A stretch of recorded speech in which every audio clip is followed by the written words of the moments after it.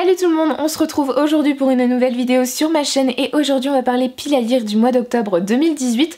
J'ai prévu 7 lectures pour ce mois d'octobre, je ne pense pas les faire en entier mais j'espère en faire un maximum et du coup je vous présente ça tout de suite. Le premier roman dont je vais vous parler, il s'agit d'un roman que je vous ai déjà présenté dans ma pile à lire de septembre. C'est Le pavé que j'ai sélectionné dans ma book jar. Je n'ai pas encore eu le temps de le lire et si j'arrive à le lire en septembre, en tout cas je le lirai dans les deux derniers jours du mois et je le lirai principalement en octobre. Du coup je préférais vous le représenter aujourd'hui.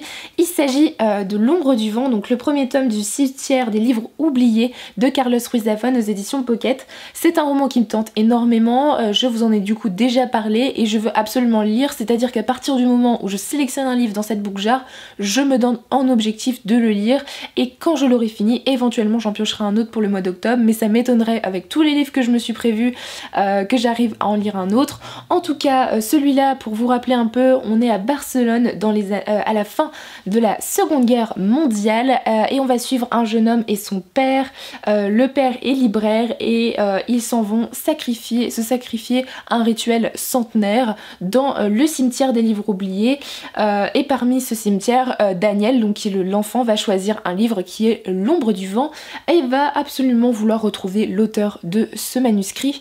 Voilà, donc c'est un roman qui me tente énormément, qui a eu énormément de bonnes critiques et j'ai hâte de le lire. Les deux romans que je vais vous présenter cette fois-ci, ce sont des romans que vous avez vus dans mon dernier book haul. N'hésitez pas à aller voir si vous voulez en savoir un peu plus.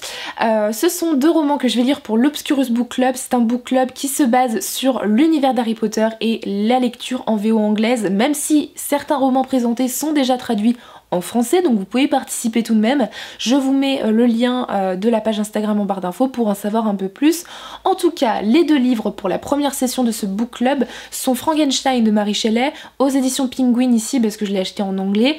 C'est une magnifique édition, je pense que je n'ai pas besoin d'en dire plus sur le mythe de Frankenstein. Je pense que tout le monde en sait assez sur cette histoire. Et le deuxième roman, il s'agit de City of Ghosts, le tome 1 de Victoria Schwab aux éditions Scholastique.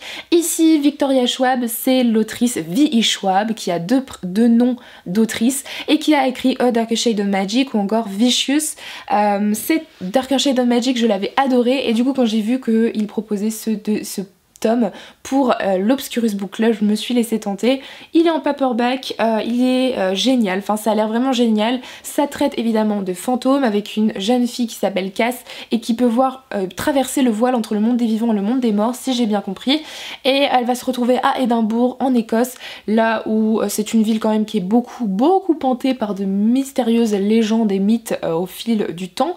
Et évidemment elle va rencontrer une jeune fille qui a le même pouvoir qu'elle et qui va lui apprendre à le gérer assez rapidement car il va y avoir des conséquences au fait qu'elles savent toutes les deux traverser le voile.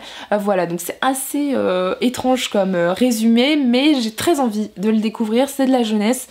Donc ces deux romans seront sûrement lus pour le book club au mois d'octobre. Ensuite je vais vous présenter les trois romans de mon Pumpkin Autumn Challenge que je vais lire au mois d'octobre. Le premier, il s'agit du Secret de la Dame en Rouge de Béatrice Beauté, donc qui est le tome 1 d'une trilogie si je ne me trompe pas, quelque chose comme ça, aux éditions Scrinéo.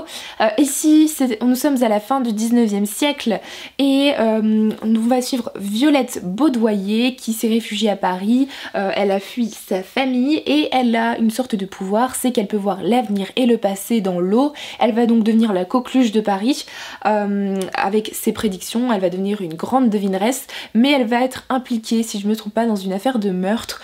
Donc il y a de la magie, ça m'a l'air assez sombre avec cette histoire de meurtre. C'est un roman historique car il se passe au 19e siècle, donc oui c'est vrai qu'il y a très peu de romans historiques. J'en ai lu pas mal au mois de septembre, je continue sur ma lancée. Ici j'en ai quand même 3 que je vous présente pour le mois d'octobre, donc je continue quand même sur mes résolutions de lire plus de romans portés sur l'historique. Voilà, donc c'est un roman que j'ai hâte de lire, j'aime beaucoup Béatrice Beauté, j'ai déjà lu certains de ses romans et celui-ci a de très bonnes critiques, donc j'ai hâte de le découvrir. Ensuite, je vous présente le deuxième pavé de ce mois d'octobre. En plus de l'ombre du vent, je m'étais mis dans ma palle du Pumpkin Autumn Challenge un gros pavé qui est écrit par Stephen King, et ce sera mon premier Stephen King avec Sleeping Beauties, publié aux éditions Albin Michel. C'est un roman qui comme ça ne paraît pas énorme mais qui fait quand même un tout petit peu plus de 800 pages. J'espère sincèrement accrocher parce que le pitch me tente énormément. On va suivre une sorte de phénomène qui va toucher uniquement les femmes à travers le monde, c'est-à-dire qu'elles vont se retrouver durant leur sommeil enveloppées par un cocon, et si elles sortent de ce cocon, elles se transforment en créatures vengeresses, en furie, et ça m'a l'air juste génial. Le concept a l'air super intéressant, la couverture est magnifique, j'ai très envie de découvrir la plume de Stephen King et de son fils Owen King, et du coup j'espère adhérer à ce roman parce qu'il n'a pas forcément d'excellentes critiques par rapport à ce que j'ai pu entendre, mais je peux contre toute attente adorer ce roman, donc j'ai hâte de le découvrir. Le troisième roman du Pumpkin Autumn Challenge, c'est aussi un roman que je vais lire pour un événement particulier, je vous en referai une vidéo. Il s'agit des Utopiales, qui est le festival international de la science-fiction qui se déroule chaque année en fin d'année à Nantes. Cette année, je ne suis pas sûre d'aller au salon du livre de Montreuil, mais j'ai décidé de profiter du salon qui est juste à côté de chez moi. Voilà, donc je vous en referai une vidéo, j'aimerais créer un événement autour de ce festival. Voilà, donc, mais en attendant, il y a énormément de choses qui se passent durant ce festival, beaucoup d'écrivains sont présents pour faire des dédicaces, il y a aussi tout un festival pour le cinéma avec des films et tout ce qui est BD, comics, etc. Donc c'est un bon festival et j'ai hâte de le voir pour la première fois, d'y aller pour la première fois, et du coup je vais lire quelques romans en lien avec les auteurs qui sont présents pour pouvoir me les faire dédicacer. En l'occurrence, l'autrice Jana Deba sera présente sur ce festival et j'aimerais donc lire le tome 2 de sa saga, de sa trilogie Testament, donc qui est Alouette aux éditions Helios. J'avais adoré le premier tome que je vous avais fait déjà gagner en concours durant mon concours des 1000 abonnés, et du coup je m'étais mis ce tome 2 pour ma palle du Pumpkin Autumn Challenge. En l'occurrence, du coup j'aimerais le lire au mois d'octobre, avant fin octobre, vu que c'est fin octobre, début novembre que se déroule ce festival, et pour rencontrer l'autrice et lui faire dédicacer mon tome préféré en poche de sa saga pour le moment. Voilà, donc c'est un roman qui me tente beaucoup, ça va être super sympa, super fun pour ce mois d'octobre et j'ai hâte de me replonger dans cette saga.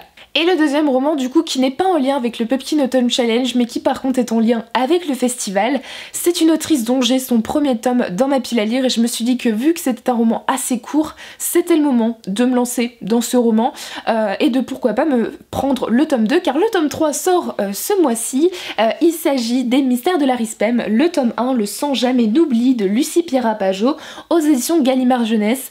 Ici c'est un roman, une sorte d'Uchronie, nous sommes au 19e siècle et en fait il y a une histoire, l'épisode de la Commune a été modifié dans ce roman. Alors l'épisode de la Commune c'est un moment historique que je connais très peu donc je peux pas forcément vous expliquer où ont été les modifications, mais en l'occurrence Paris ne s'appelle pas Paris mais la Rispem déjà, ça c'est un grand changement par rapport à notre histoire à nous, et nous sommes dans une cité-état où les bouchers constituent la caste forte du régime populiste et on va suivre trois personnages, donc Liberté qui est une mécanicienne, Carmine une loup Loukeben, je ne sais absolument pas ce que c'est, et Nathanaël, un orphelin. Voilà, donc ça m'a l'air génial, j'ai très envie de découvrir ce roman, il est assez court, j'aime beaucoup en général les romans de Gallimard Jeunesse, donc je ne me fais pas de soucis, et j'ai hâte de découvrir cette histoire qui m'a l'air assez étrange, mais j'en ai entendu d'excellents avis. Voilà tout le monde, ma pile à lire du mois d'octobre 2018 est terminée, j'espère que cette vidéo vous aura plu, n'hésitez pas à me dire en commentaire si un de ces livres vous tente ou si vous les avez lus, n'hésitez pas à me dire en commentaire aussi si vous avez aussi une pile à lire pour ce mois-ci et si vous avancez dans votre Pumpkin Autumn Challenge. Et du coup moi je vous souhaite de très bonnes lectures et je vous dis à très bientôt dans une prochaine vidéo. Bye!